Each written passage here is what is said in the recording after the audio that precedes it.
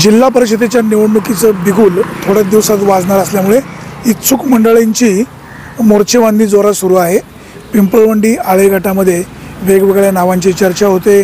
विजय कुराडे असेल, मयूर पवार असेल, त्याचबरोबर आपले मंगेश अण्णा काकडे असेल, तीनही उमेदवार एक तुल्यबळ आहेत।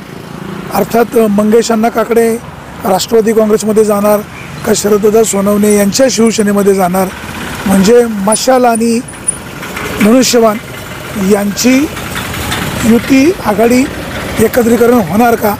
आपल्यासोबत ज्येष्ठ सहकारी आहेत। काय या मतदारसंघात कल कसा असेल? आता अजून तरी काय तसं चित्र स्पष्ट दिसत नाही। ज्यावेळेस सगळं चित्र तिघांपैकी उजवा कोण वाटतो, मंगेश अण्णा, विजय कुराडे का मयूर पवार? तसं जर पाहिलं तर मंगेश अण्णाचा जो संपर्क आहे तो म्हणजे बाकीच्यांपेक्षा दांडगा आहे, कारण त्यांच्याकडे सहानुभूतीची लाट देखील आहे। कारण मागच्या वेळी ते एका मताने पडले आणि म्हणून जनतेमध्ये यांच्याबद्दल सहानुभूती आहे। आणि तदनंतर जरी ते पडले तरी जवळजवळ 7-8 वर्ष ते नेहमीच जनतेशी कनेक्ट राहिले। हा त्याचा प्लस पॉईंट आहे।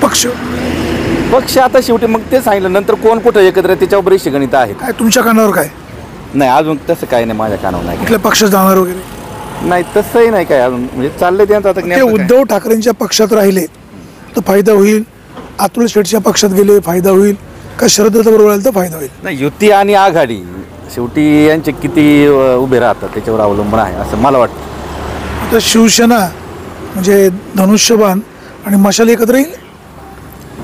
नाही, ह्या तालुक्यात तसं राजकारण म्हटलं काही होऊ शकतं, पण आता ते वरच्या पातळीच्या गोष्टी आहेत। विजय कुराड्यांना किती प्रतिसाद मिळेल किंवा मयूर पवार लोकांचा काय कल राहील? तसे उमेदवार तर सगळे चांगले आहेत ते, परंतु कोण कुठल्या पक्षातून उभं राहतं हे फार महत्त्वाचं आहे। युती आणि आघाडी कोणाची कुठे होते हे महत्त्वाचं आहे। शरददादा कोणाला पाठिंबा देईल?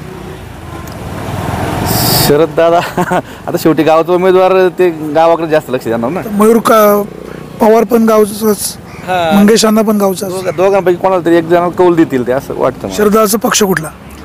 नाही, पक्ष जरी नसला तरी परंतु त्यांच्या मनातला कुठला पक्ष आहे तुम्हाला माहिती, मला माहिती असं। शरददादाच्या रिक्षामध्ये कोणाला घेतील? मंगेश अण्णाला घेतील की मयूरला घेतील? मला वाटतं मंगेश अण्णांना पहिलं स्थान देतील, ते जर नसेल तर मग मयूर पवार असं राहील। शेवटी चर्चा तर होणारच, प्रत्येकजण आपापलं मत मांडत असतो। मंगेश अण्णा काकडे जर शरददादाच्या रिक्षात बसले म्हणजे शरददादांना साथ दिली तर मंगेश अण्णांना प्रतिसाद चांगला मिळेल। आपल्यासोबत ही ज्येष्ठ मंडळी आहेत, निवांत सावलीला बसलेले आहेत। आयुष्यभर जे काही काबाड कष्ट केलं सगळा प्रपंच मुलांच्या ताब्यात दिलाय, आता आराम चालू आहे। दादा नमस्कार, कुठलं गाव? वडगाव। भीमाशेठ गडगे यांचं गाव? हा, काय भीमाशेठची एखादी चांगली आठवण? सगळीच आठवण आहे त्यांची चांगली। सगळीच चांगली आठवण आहे। संस्था चांगली मोठी करायचं काम केलं, गावामध्ये विकास करायचं काम केलं। हा, केलं ना। काय आता जिल्हा परिषद निवडणूक पुढ्यात आहे, काय कोणाचा कल राहील? आता काय सांगता येते का? मंगेश अण्णा काकडे, मयूर पवार, विजय कुराडे अशी 3 नावं चर्चेत आहेत। काय सांगता येतो? सांगता यायचं नाही बघा, आता हे सांगता यायचं नाही म्हणाले। आपण जरा इतर 1-2 जण आहेत त्यांच्याशी बोलूया। शेवटी मतदार आपलं मत मांडत असतो, मत मांडल्याप्रमाणे होईल नाही। हे दादा उठून गेले, बहुतेक दादांना मत मांडायचं आहे परंतु एका साईडला मांडायचं असेल। दादांशी बोलू। दादा नमस्कार, कुठलं गाव आहे? गाव कुठलं? मी इथला दोडगाव। काय नाव? काशी केदार। काशी केदार।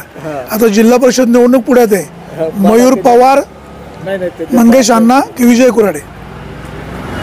मला वाटतं तर मंगेश अण्णाचं मंगेश अण्णा योग्य आहे, योग्य वाटतं जरा। अतुल शेठ बेनकेंचं काम चांगलं होतं का शरददादाचं चांगलं आहे? नाही, तसं शरदरावचं काम चांगलंच आहे म्हणा। शरदरावचं काम चांगलं आहे।